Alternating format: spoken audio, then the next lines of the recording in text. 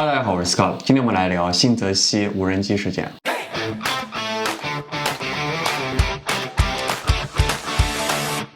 你有没有发现这个美国大选以后就有很多莫名其妙的事儿发生哈？你看，在这个圣诞节前，新泽西就有报告说有5000多起 UAP 事件。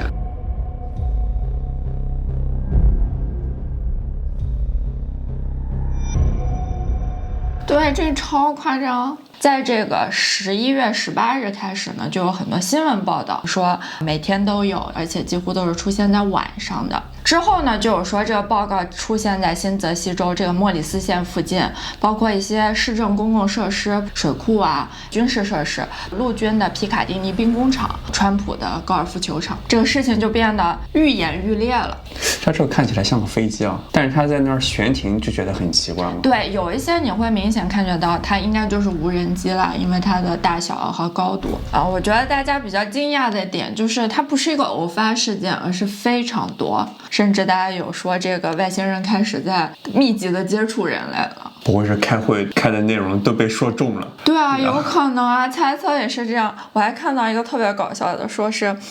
外星人可能来找自己丢失的飞船零件了。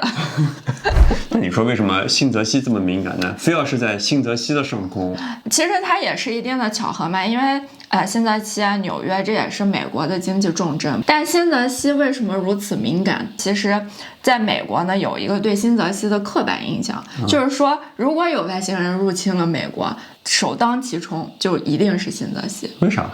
这里面有一个非常古早的新闻了啊，说是在这个1938年的时候，美国的这个哥伦比亚广播公司制作了一个广播剧，它是著名的主持人奥森·维尔斯编辑制作的，它的名字叫做《世界大战》。故事呢，就是说火星人入侵地球了。其实它只是一个系列广播剧当中的一集嘛，但是为了凸显这个身临其境的感觉呢，他们在编辑这个广播剧的时候，就是把它当做一个突发新闻来播出的。At the end of October,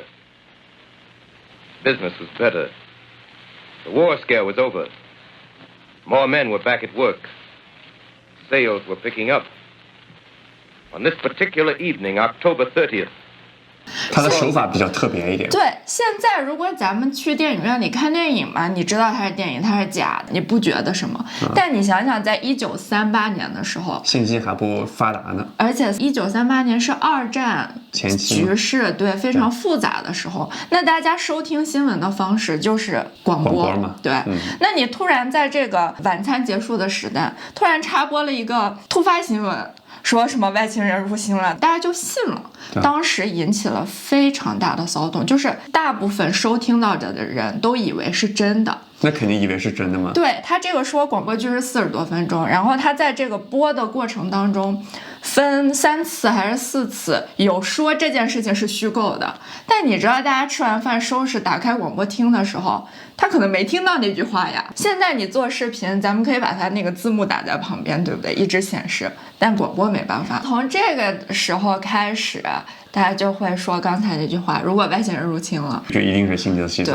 而且吧，你知道新泽西，咱们之前不是做那个灵异事件的时候，也说这个新英格兰地区嘛，也是在这个区域，灵异事件啊，外星人啊，外星人啊，就传说太多了，所以一旦发生的时候就信了。在12月6号的时候，这个五角大楼与这个国会就进行了一个机密简报会，当然因为它是一个闭门会议，知道的信息呢并不多，那他们主要就是讨论新泽西州军事地点和川普高尔夫球场上空发现的不明飞行物。然后在这个会议之后呢， FAA 就增加了新的禁飞空域，联邦调查局也开始着手调查其中的100多个事件。这个时候新闻就开始转向了，说这是无人机了，但其实呢也没有真正的证据去证明它到底是什么东西。那总结下来收到的这5000多个报告当中呢，就说无人机他们是大量有编组的网格化飞行。那网格化飞行我有查一下，就是说如果进行这种搜索项目的话，这是一个标准进行的，有个像队列这样子。哦，你看，一般现在飞机编组，它不会是距离好远的这种，对，它应该是比如3架飞机排成一个纵队，对，它不会说是分散那么远。哦，那就有可能是搜索找零件，是不是？这里面还有说，警方说可能有这个直升机上去想要去追踪，但是呢，在被追踪的时候，它就会关灯，突然消失。那到12月13号的时候，甚至纽约的这个斯图尔特机场都因为无人机的出现临时关闭了1个多小时。哎，我觉得你说上面这个灯啊，它这个灯本身并不是用来照明的嘛，它的灯的目的不就是为了告诉你它在哪儿吗？对，因为也有一些传言是说是一些间谍侦查，但是如果真的是这样子的话，它应该秘密进行嘛，它搞那么亮的灯。对啊，你让所有人都知道你在哪儿，对不对？对，按理说你在晚上飞在天上的时候，如果说没有那些灯的话，你根本都看不见那上面有个东西。对，那在12月12日的时候，这个国土安全局还有这个联邦调查局就发表了一个联合声明，告诉大家说，没有证据表明这个东西它对公共和国家安全有威胁，那也没有证据表明说它是来自于外国势力，暂时安抚一下大家恐惧的心理。就跟我们之前说，反正我也不知道，我也不能说啊，对，是一个道理。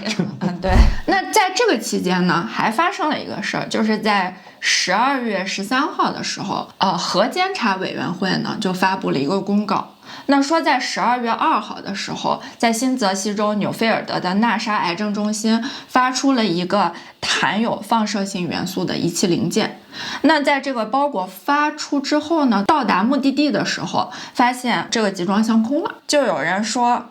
这个无人机可能是在搜寻这个东西。哎，我之前就有看说，如果是外星人的飞船的话，它就容易聚集在核设施的附近。对，它会跟这个核辐射啊什么相关。刚辟谣说不是 UAP， 这又来了一个新闻。纳沙医院它是一个癌症中心嘛，它其实就是一个扫描像 X 光机这种放射性检测仪器上当中的一个零件，而且它是一个已经使用过的，其实相当于是返厂回收的。核监察委员会呢也发出了这个公告嘛，它残留的这个核辐射级别是低于3级的，不太可能对个人造成一个永久性伤害的。这个新泽西州贝尔维尔市长迈克尔·贝勒姆就在接受这个福布斯新闻连线的时候说，认为这个无人机是在寻找什么东西，可能无人机在监测这个港口，说港口是不是会进入跟核威胁有关系的这个事情。说是一个热点新闻嘛，那各位州长啊、前州长啊、议员啊就开始在自己的这个 X 上发布自己的想法了啊。有几个非常有意思的，说这个前马里兰州州长呢拉里霍根，他就发 X 说自己亲眼目睹了 UAP 或者说无人机，还拍了这个视频。那他同样的，他也抨击的是说担忧公共安全，对联邦政府的态度非常失望，呼吁政府呢尽快解决，给大家一个答复。但是呢，他拍的这个视频，你可以看一下，又有点搞笑了。是这个吗？对。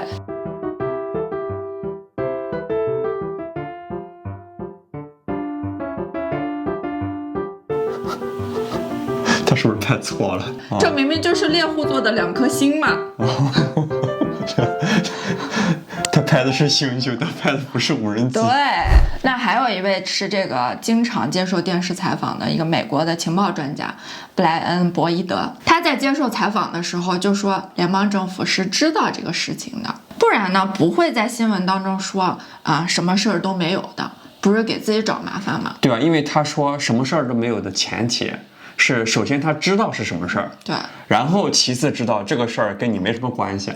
所以他说这个事情是安全的，对，他的这个潜台词就是他其实是知道的。哎，这也就是为什么大家一直在质疑说为什么不公布，求一个真相。也有很多新闻媒体去采访这个当事人，刚刚当选美国总统的川普，毕竟这个无人机已经飞向了他的高尔夫球场。那川普呢就在社交媒体上说，要么是故意隐藏了信息，要么你就公开消息，要么你就记录。其实也是直接指向了这个联邦政府的这个做法嘛，但是我也有看，专家是不建议击落的。如果它是无人机的话，它里面都有这个锂电池，如果你尝试站在地面用枪去击落它的话，那会造成这个锂电池的爆炸。那之后川普在被这个记者问到的时候嘛，他也是说真相被故意隐瞒了，表达了这样的一个意思。那大家会觉得说，哎，很奇怪，你说高尔夫球场被这个无人机监视了，怎么一下子又引起了轰动？这个要回到一个之前的新闻了，就是在2022年1月的时候，这个伊朗的最高领袖哈梅尔内伊在网站上发布了一个动画视频，用无人机袭击在打高尔夫球的川普。那说到这儿呢，现在看起来闹剧的成分比较大，前沿科技嘛，有的时候好像变成了一个麻烦制造器。所以这个新泽西州的一个参议员安迪金，他们也有跟警察去一起调查这件事情嘛，他们是去到当地的一个水库，然后就也有看到很多的这个无人机。那这 Kim 说他们之前参加的这个国土安全部长会议嘛，正在部署新的这个无人机监视系统来监察这个飞行活动，但是具体的细节是保密阶段，还不能透露。那当地的一个参议员呢，这个吉利布兰登，他有一种担忧，就是说现在看这种商用级别的这个无人机，其实要比咱们说这种玩具型、爱好者型的无人机要大得多呀。那其实这个事情它不应该被当作是一个看到气球风筝一样普通的事件来对待。要知道现在无人机也正在被用作全球武器，而且是一个非常危险的武器。你看大疆有一个无人机，它就可以直接撒农药嘛，它那个无人机上面可以带10几20公斤的化肥上去。对，你想想，如果是带一些武器呢？它如果带个炸弹上去呢？对，完全是可以的，对不对？对，这其实才是大家所担忧的。如果在这个无人机这个方向上没有进行很好的控制的话，对公共安全造成非常大的影响。之前我们也说到这个 UAP 听证会嘛，那在这个听证会当中，其实官方也承认说有很多 UAP 的这个报告事件是无人机。他们有的时候为什么会故意靠近那些军事设施啊什么，其实是一种测试。在最近网传的这些什么 UAP 啊这些无人机的视频当中，你也会看到一个非常熟悉的身影，就是一个三角形的就是我们之前说过的这个 TR3B。 这个 TR3B 就是一个大家都知道可能有这个东西，但是官方就是不说有这个东西。现在那个轰炸机是 B2，TR3B 是那个 B3，下一代嘛，下一代。对，但是它都保密的嘛，一直都保密，而且这个都网传了很多年了呀。从这个2023年的时候，美国就开始公布一个叫复制者项目，就是专门的战斗无人机这样子的一个项目。这里面有大家非常熟悉的一些国防技术独角兽公司啊，像这个安德利尔他们开发的军用无人机，包括还有这种 AI 战斗指挥系统。而且你看现在的这个军用无人机，它造价又低，起飞在任何地方都可以，而且呢它最终是作为一个自杀式导弹。大家都知道那个弹簧刀是现在这个复制者项目当中的一个核心装备嘛，它就是又非常小巧，雷达又很难侦测到，因为它飞行的高度又非常低。包括最近非常火的这个 Red Cat 这个公司，他们也是推出了3款新型的无人机，也是这个复制者计划当中的这个潜在供货商了。还有这种1分钟之内快速组装的无人机，我看他那个视频上，就是你那个无人机，它其实就是部署在那种装甲车上，包括也有这个在海上的无人舰艇，而且都非常小。所以未来作战的方式就是无人机打无人机。现在好像在那个乌克兰战场上就是这样，就现在已经发生，因为前段时间应该是乌克兰跟俄罗斯他们这个侦察机相遇了，其实也是无人侦察机，最终就使用了一个自爆的方式，因为它就是造价低，然后又可以以自杀式的这种方式进行最后一战嘛，所以是现在一个非常危险的东西。不知道大家对无人机的事件是怎么看的呢？有什么想法欢迎留言讨论。感谢大家收看今天的视频，我们下期视频再见，拜拜。